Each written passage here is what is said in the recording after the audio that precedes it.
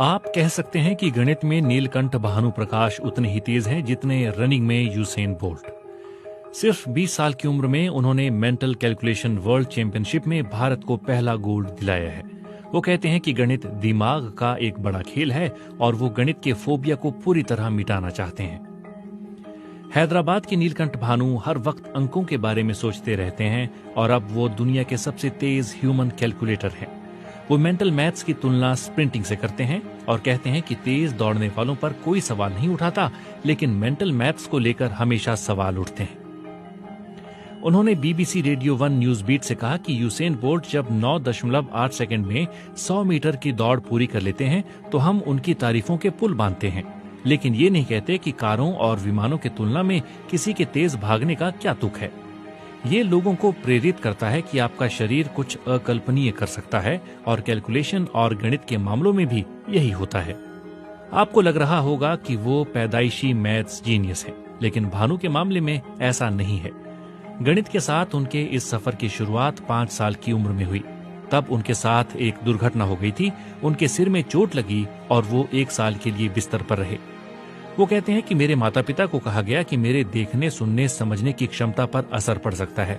तब मैंने अपने दिमाग को व्यस्त रखने के लिए मेंटल मैथ्स कैलकुलेशन शुरू कर दिया। वो कहते हैं कि भारत के मध्यवर्गीय परिवार से आने वाला शख्स आमतौर पर सोचता है कि वो एक अच्छी जॉब लेकर सेटल हो जाए या अपना कारोबार शुरू कर ले, और गणित जैसे आला क्षेत्र में जाने के बारे में वो कम ही सोचता है। लेकिन अंकों की तरफ उनका रुझान ही था, जिसकी वजह से भानु ने गणित में डिग्री लेने के बारे में सोचा और उनकी डिग्री पूरी भी होने वाली है। बड़े स्तर की अन्य प्रतियोगिताओं की तरह भानु भी अपनी तैयारी को कामयाबी की वजह मानते हैं।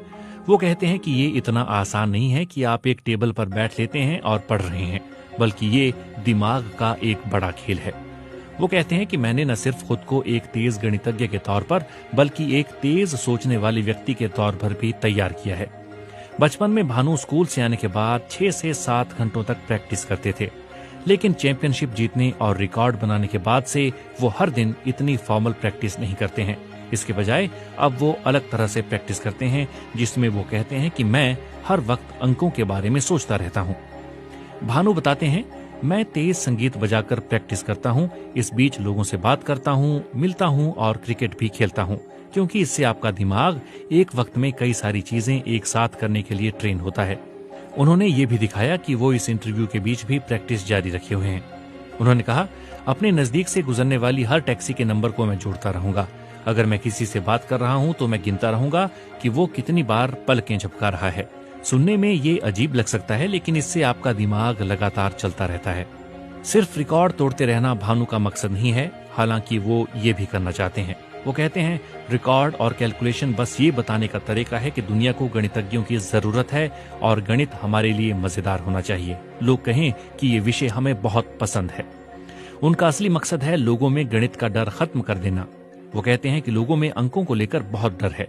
ये डर उनके करियर के चुनाव पर भी असर डालता है। कहने का मतलब है कि वो गणित से बचना चाहते हैं।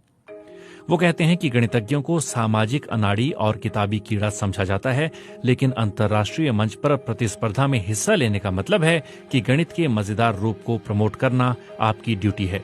भानु ने अब तक 4 विश्व रिकॉर्ड और कई अन्य उपलब्धियां अपने नाम की हैं। भानु के परिवार को अपने बेटे पर बहुत गर्व है। वो अपने परिवार को उन्हें प्रोत्साहित करने और जमीन से जुड़ा रहने की प्रेरणा देने का श्रेय देते हैं। वो कहते हैं, जब मैंने अपनी पहली अंतर्राष्ट्रीय प्रतियोगिता जीती तो मेरे अंकल ने कहा था कि मुझे इतना तेज बनना चाहिए जितना आज तक कोई हो ही ना। मैंने कभी सोचा भी नहीं था कि मैं सबसे तेज ह्यूमन कैलकुलेटर बन जाऊंगा।